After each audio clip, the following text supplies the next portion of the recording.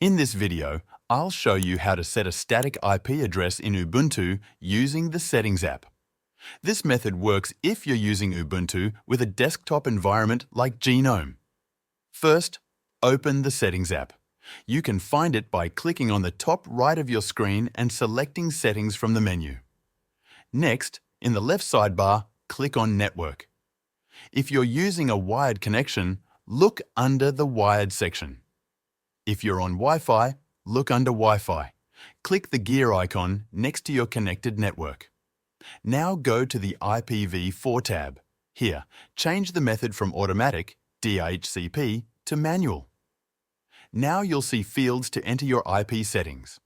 In the address field, enter your static IP address. For example, you can type 192.168.1.100 next, enter the Netmask.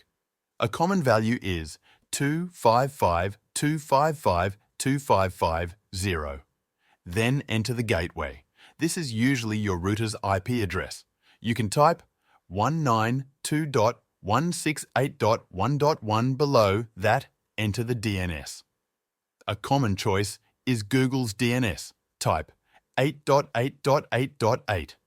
Once you've filled everything in, click the Apply button at the top right. Now turn the connection off, then back on again. Your system is now using the static IP address you entered. To double-check, open the terminal and type IPA. You should see your new IP address next to your network interface. That's all you need to do to set a static IP address in Ubuntu. Thanks for watching.